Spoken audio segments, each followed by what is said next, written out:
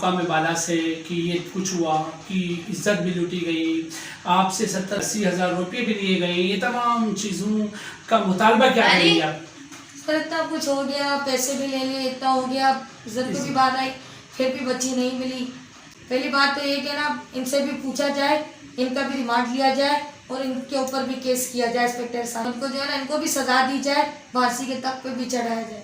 उनकी बेटी की उम्र की उनकी भी बेटियां हैं, उन्होंने फिर भी नहीं सोचा, नहीं कुछ ऐसा देखा। माना है गरीब घर से हूँ, हालात ऐसे, उन्होंने हमारी गरीबी का फायदा उठाया है। जी नाज़रीन, अस्सलाम वालेकुम। पाकिस्तान में आपका होस्ट फिदा पाकिस्तानी और आप देख रहे हैं वॉइस ऑफ कराची। नाज़रीन, मैं इस वक्त मौजूद हूँ थाना इब्राहिम हैदरी की हदूद बटाई कॉलोनी में, जहाँ एक इंसानियत सोज वाक़या पेश आया। 13 साला बच्ची मरीना यहाँ से गायब हो जाती हैं, जिसकी गुमशुदगी की इत्तला लेके ये थाना इब्राहिम हैदरी जो कि मुतल्लिका थाना है वहाँ ये चले जाती हैं। फैमिली 3/10/2020 को ये FIR कटवाती हैं और जिसके बाद FIR को ABCC के हवाले किया जाता है थाने की जानिब से। ABCC आयो मुकर्रर करती हैं इंस्पेक्टर एहसान को। इंस्पेक्टर एहसान क्या करते हैं, क्या नहीं किया उन्होंने, ये तमाम तर सूरत हाल ये जो बच्ची मेरे सामने बैठी हुई मरीना की बड़ी बहन है, इनकी ज़बानी सुनेंगे। नाज़रीन, जिन मुहाफिजों को अपनी ड्यूटी बखूबी सर अंजाम देनी होती हैं, वो मुहाफिज अगर आएँ और बजाय दाद रसी करने के, बजाय तो कानूनी तकाजे पूरे करने के, अगर वो यहाँ आके लोगों की माल और जान के साथ खेलना शुरू करें, इज्जत व आबरू के साथ खेलना शुरू करें, तो उनको क्या नाम दिया जाना चाहिए और क्या वो ड्यूटी पर फाइज होने चाहिए, उस ऑफिसर को क्या इदारे में होना चाहिए। जी अस्सलाम वालेकुम। वालेकुम अस्सलाम। अच्छा बेटा बताओ क्या हुआ? मेरी ये बहन आज 8वां महीना लापता है और इंस्पेक्टर एहसान जट है जिनको हमारा केस दिया गया। केस देने के बाद जो है उन्होंने इंक्वायरी शुरू की। पहली बार मेरे घर आए, मेरे घर का माहौल देखा, सब कुछ पता लगाया कि इनके घर पे मत तो कोई है नहीं, बड़ा है नहीं। आपके वालिद साहब का इंतकाल हुआ? जी, उनको इंतकाल हुए 13-14 साल हो गए और भाई बड़े इतने कोई ऐसे हैं नहीं जो देख सकें। और वालदा मेरी बीमार रहती है आधे से ज़्यादा। अच्छा। और थोड़ा घर का जैसे काम वाम कर लेती है। इंस्पेक्टर साहब पहली दफ़ा आए, सारे मतलब उन्होंने हमारे घर का बायोडाटा देखा, क्या है क्या नहीं। उसके बाद जब वो दूसरी बार आए तो उन्होंने मुझसे कुछ ऐसे ही मतलब बात की, अलग अलग पूछे, तो मुझसे सब पूछा क्या हुआ, कैसे हुआ, कैसे नहीं हुआ।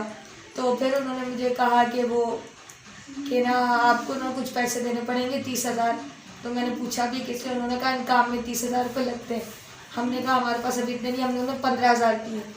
15,000 दिए, फिर वो कोई स्टैम्प पर्चे वर्चे बना के चले गए।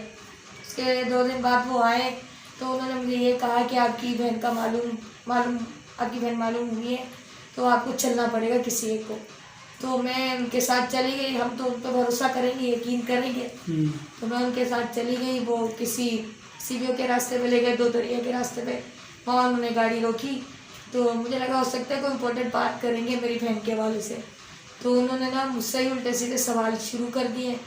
तो क्या सवाल? उन्होंने ये कहा अगर आपको आपकी बहन चाहिए, आपका 1 रुपया भी नहीं लगे तो आपको मेरे साथ जो है ना मेरी बातें माननी पड़ेंगी। मैं अगर जो कहूँ तो मेरी हर बात को आपने हाँ करना है। मैंने कहा मैं आपका मतलब समझी नहीं। इंस्पेक्टर साहब ने कहा कि तुम्हें मेरे साथ रिलेशनशिप में रहना होगा, आपको वैसा करना होगा। तो मैंने इस बात से तो थोड़ा इनकार कर दिया। फिर उन्होंने जितनी पेपर्स थी उनके साथ कार में ही थी और उनके शीशे ऐसे थे कि बाहर वाला तो नहीं देख सकता लेकिन अंदर वाला देख सकता है। अच्छा, काले शीशे थे? हाँ, काले शीशे थे। अच्छा। तो उन्होंने काफ़ी मतलब हाथ पाथ पकड़ा, छेड़खानी की, काफ़ी चीज़ों को कर रहा था, बोल रहा था, लेकिन मैंने इससे इनकार किया। लेकिन उन्होंने कहा अगर तुम मेरी हर बात पे हाँ मैं हाँ मिलाऊंगी, फ़ायदे में रहूँगी। अच्छा। एक तो तुम्हारी बहन भी मिल जाएगी, ऊपर से कि जो ऊपर पैसे देने होंगे मैं वो भी दे दूँगा। तो मैंने इन चीज़ों से इनकार कर दिया। मैंने कहा मुझे कुछ नहीं चाहिए, मुझे मेरी बहन चाहिए। उन्होंने कहा बहन चाहिए तो आपको मेरी इस बात को मानना पड़ेगा कि मैं जो कहूँ, जिधर हाथ लगाऊँ, जैसा कहूँ तुम्हें वैसा करना पड़ेगा। मैं चुप थी, मैं कुछ कर नहीं पा सकी, लेकिन गाड़ी थी, जिस तरह वो वापसी में लाया, जितनी छेड़खानी करनी थी उन्होंने की। आके फिर उन्होंने मुझे घर छोड़ के वो फायर से ही चले गए। अच्छा। तो उसके बाद फिर इन्होंने दूसरे तीसरे दिन आए। उस टाइम आए, उस टाइम घर पे कोई भी नहीं था। तो घर पे कोई नहीं था, उन्होंने फ़ायदा उठाया था इस चीज़ का। अच्छा। तो घर पे कोई नहीं था, आए उन्होंने फिर वही हरकत शुरू की। उन्होंने वही कहा तुमने मेरी बात माननी है तो तुम्हारी बहन तुम्हें मिलवा दी जाएगी। अच्छा। और मैं जैसा जैसा कहता हूँ वैसा करो, मेरे साथ इस रिलेशन में रहो, फ़ायदे में रहोगी। मैंने इनकार किया तो उन्होंने, जाहिर बात है घर पे कोई था नहीं ना, मोहल्ले में मैं बोल सकती थी। तो आए, थोड़ा उन्होंने गेट वेट बंद कर दिए, खुद ही मुझे इतना इल्म नहीं था। अच्छा। आए तो उन्होंने कमरे का भी गेट बंद कर दिया। तो उनके पास कोई ऐसी चीज़ थी, जब उन्होंने कोई स्प्रे थी कुछ, अच्छा। उनके पास कोई स्प्रे था। अच्छा। जो उन्होंने मुझ पे थोड़ा ऐसे छिड़का जिसपे मेरी आंखें भी लाल हो गई। हाँ। आंखें नहीं खुल पा रही थी। अच्छा। तो और उस पर ये कि मुझे थोड़ी देर बाद मेरा सर भारी हो गया। अच्छा।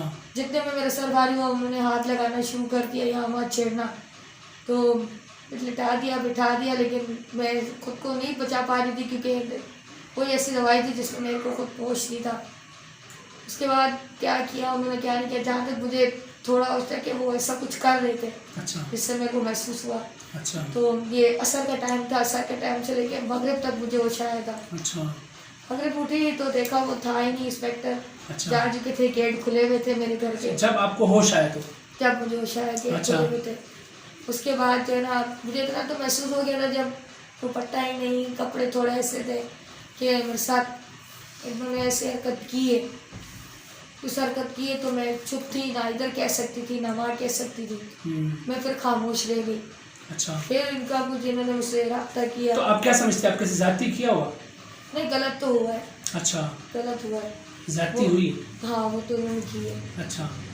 बस कह नहीं सकी, बोल नहीं सकी, चुप थी। किसको बोलना था आपने? मैं अगर वालदा से कहती अच्छा। तो पहली एक परेशानी थी। अच्छा। वो वैसे भी बीमार है, अगर सुनती तो पता नहीं, वो बर्दाश्त कर नहीं पाती। सही। घर पे कोई ऐसा बड़ा है नहीं, इस बात को मैंने दबा दिया। सही। दबाने का उन्होंने और भी फायदा उठा दिया, उनको लगता है ये बोलेगी नहीं। अच्छा। फिर उन्होंने रब्ता किया, फिर उन्होंने बोला कि अगर अब तुम रजामंदी से रहोगी तो तुम्हारे लिए अच्छा है, और अगर तुम इस चीज़ से इनकार करती हो, नहीं मानती, तो तुम अपनी बहन को भूल जाओ। अच्छा, आपका खामोश रहना उसके लिए क्या है, एक हौसले का बायस बना, जी जी, है ना? आप खामोश रही, वो जाती करके चले गए और उसके बाद दोबारा रब्ता किया उन्होंने? हाँ, क्योंकि उन्हें पता तो चला ना कि मैंने कोई एक्शन लिया नहीं, कुछ कहा नहीं, ना मेरे घर के बड़ों ने कुछ कहा। उनको ये पता चल गया खामोश रहेगी तो अगर मैं आगे भी करूँगा तो कुछ नहीं बोलेगी। फिर उनको ऐसा मौका चाहिए था, लेकिन मैंने ऐसा मौका उनको दिया ही नहीं। हाँ। फिर उन्होंने मुझे दोबारा इसी बहाने कहा कि आपको आना होगा, ये वो, तभी आपको आपकी बहन में ला के दूंगा। अच्छा। अगर आप मेरे साथ एग्री नहीं है, कुछ नहीं है, तो मैं आपका कोई काम नहीं करूँगा। नहीं करूँगा। अच्छा। जैसे जहाँ आप मतलब रखेंगी तो मतलब के बदले में मतलब मिलेगा। फिर आते हैं, फिर क्या बोलते हैं? फिर भी अगर ये आए थे, इन्होंने लास्ट बार यही बात की थी कि अब भी तुम्हारे पास मौका है, हाँ कर लो, बच्ची मिल जाएगी। उसके मिलने के बाद भी तुम मेरे साथ खुद ही आदत में हो जाओगी, रिलेशन रख लोगी, पैसे दूंगा, हर चीज़ दूंगा, ये लेके दूंगा, वो लेके दूंगा, खुश रहोगी, ये वो, मेरे रिलेशन में जब रहोगी। अच्छा। इन सब बातों से मैंने इनकार कर दिया। इनकार कर दिया। फिर पंजाब कब गए? तो फिर इन्होंने कोई और ड्रामा बनाना शुरू कर दिया। पहले उन्होंने कहा एक लेटर आया कराची से, वो साइन होने में उनको 20-25 दिन लग गए। फिर इन्होंने कहा कि लाहौर चलना पड़ेगा आपको की बहन की शनाख्त के लिए। सही। तो मैं अकेले, मुझे पता था इतना कुछ हो गया, फिर अकेले जाऊंगी वहाँ, मैं खुद को नहीं बचा पाऊंगी। हाँ। तो इतने में मैंने हिम्मत जगाई, अपने बहनोई से बात की। अच्छा। बहनोई से रब्ता किया। हाँ। बहनोई से रब्ता किया मैंने। बहनोई को जो मेरे साथ हुआ वो तो मैंने नहीं बताया। सही। मर्द है, जज्बाती हो सकते हैं। बिल्कुल। तो उनसे मैंने बात की, उनसे हेल्प मांगी कि उनको मैंने इंस्पेक्टर इहसान से मिलवाया। वो तो उनसे ज़्यादा मिलने के लिए एग्री भी नहीं थे। अच्छा, ये आपके बहनोई का भाई था?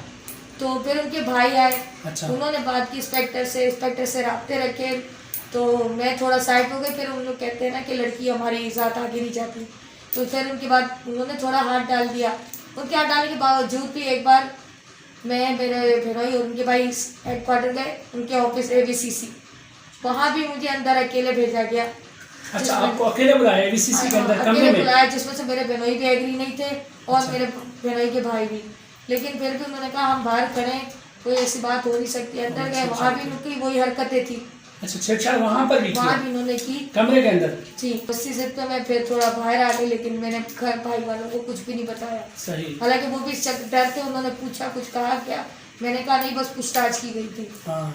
इस वजह से फिर भाइयों ने। अच्छा, आपके जो बहनोई हैं उन्होंने नहीं कहा मुझे साथ जाने दो अंदर एबीसीसी उसके कमरे में? तो इंस्पेक्टर साहब ने कहा आप लोगों का कोई काम नहीं है, अच्छा, इन्हीं का काम है, यही आएंगी। मैं भी खुद डर गई थी, तो फिर भी मैं चली गई, आधा होगा तो ये मेरे भाई लोग बाहर हैं। अच्छा किया। फिर ये लाहौर कब गए? फिर इन्होंने आए, फिर इन्होंने लेटर साइन हो गया। अभी आज ही मेरे भाई वापस आए।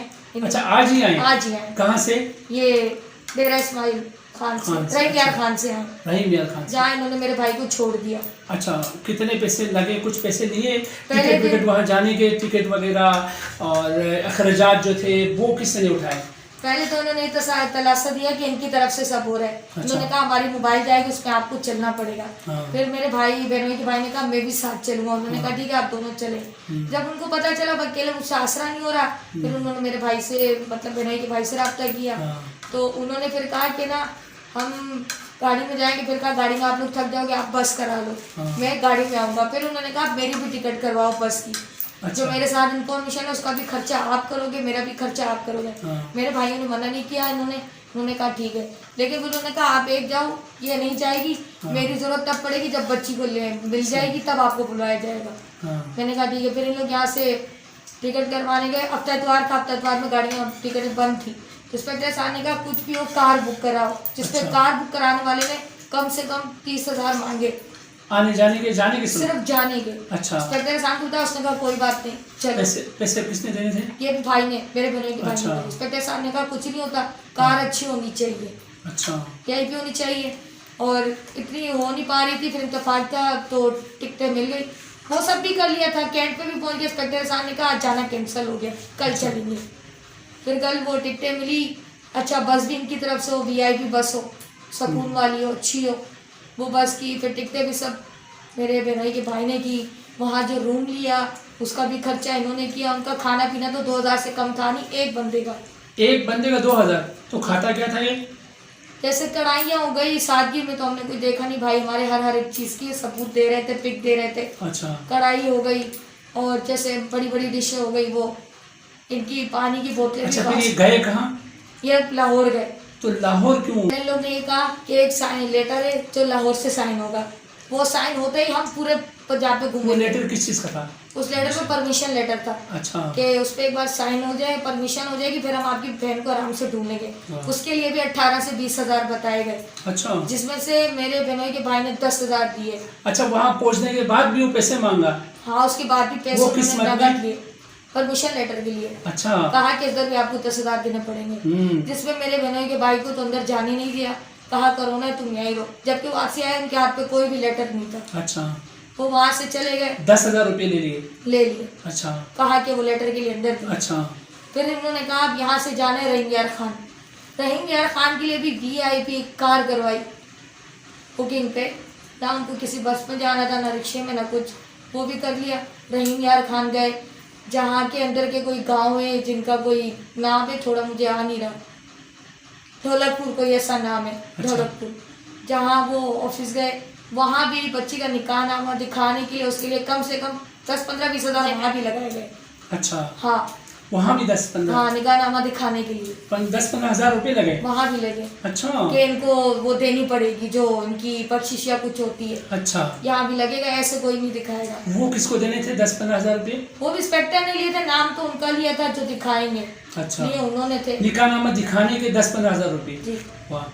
तो वो दिखाया, जिसमें निकाहनामा देखा। भाई बहनोई के भाई ने बताया निकाहनामा में तो ना कोई शरायत है, और जिनके अंगूठे लगे किसी के भी NIC नंबर नहीं है, ना गवाहों के हैं, ना जिस निकाह पढ़ाने वाले के। नाज़रीन, ये दास्तान थी। मैं आपको दिखा दूं इस घराने की हालत ज़ार, किस तरह से ये यहाँ ज़िंदगी बसर कर रहे हैं। भाई है वो भी जहनी माजूर है, जहनी मरीज़ है। एक और बहन है जो कि वो भी जहनी मरीज़ है। माँ है, ज़ईफ़ है। और ये तमाम तर सूरत हाल से मैं आगाह करूँ आपको। ये इनकी वो मरीज़ बहन है जो कि आप देख सकते हैं किस तरह से ये घराना, बाप है ही नहीं, वालिद का इंतकाल हो चुका है, और उस चीज़ का फ़ायदा उठाते हुए एहसान साहब ने इस 20 साल बच्ची की इज्जत लूटी। इनसे 70-80 हज़ार रुपये लूट लिए, रिश्वत की मत में लेके नाकाम हुआ है, और ऊपर से क्या है, इज्जत और मालो आबरू को लूटता रहा हो। ये वो बच्ची है जो कि मरीज़ है। बताओ बेटा, नाम क्या आपका? मेरा नाम है लुबना। लुबना। अच्छा लुबना, ये बताओ मरीना कहाँ है? मरीना गांव में। गाँव में? गांव में। मरीना आपकी दोस्त है या मरीना वो अभी लेके आ। अभी रहेंगे? मरीना आपकी दोस्त थी? हाँ, मरीना मेरी दोस्त थी।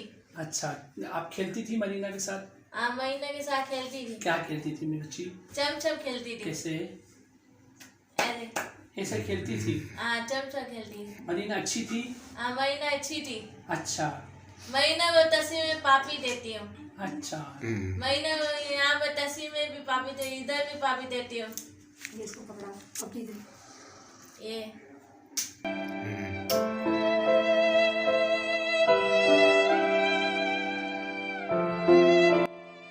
अब मरीना से बात होती है आपकी मेरी बच्ची? हाँ, मरीना मांस बेचती है। नहीं, आप बात करती है टेलीफोन में? हाँ, मरीना मांस बेचती है ना। अच्छा हाँ, ये मरीना मांस बेचती है, ये मांस बेचती है। अच्छा मांस बेचती है। अच्छा, मास्क पहनती है, आपको बोलती थी पहनो? हाँ, महीने मुझे एक ही मांस देती है। अच्छा। मांस देती है। ये वो बच्ची थी नाज़रीन जो कि हमने आपको दिखाया। ये वो भाई है जो कि ये भी बीमार है। है ना भाई? आज ही ये सेंटर से इसको लाया गया है, इस वजह से कि ये पता चला इनको, फैमिली को, कि इनकी तबीयत ख़राब है, और ये ईदी सेंटर में दाखिल थे इस हालत जार में। अच्छा बेटा, नाम क्या आपका? मोहम्मद अजमल। अजमल। अजमल, ये बताओ मरीना कहाँ है? मरीना के शौक तो मेरे को नहीं पता, क्योंकि मैं अभी जुम्मे के दिन आया। कहाँ से आए हो बच्चे? नूरियाबाद से। नूरियाबाद से। कहाँ थे आप? ईदी सेंटर में। आप ईदी सेंटर में थे? हाँ, 2 महीने कौमी में था और 2 महीने चल नहीं सकता था। अच्छा हाँ, वहाँ बर्तन धोने पड़ते थे। अच्छा। मरीज। हाँ, जो खाना खा लेते थे मरीज, पोछा लगाता था। अच्छा, तो मरीना कहाँ है रुक सकती है, बताओ। अभी तो इस समय मेरे को यहाँ तक किसी चीज़ का नहीं पता, क्योंकि मैं आया तो घर के हालात सही नहीं थे। अच्छा। हाँ।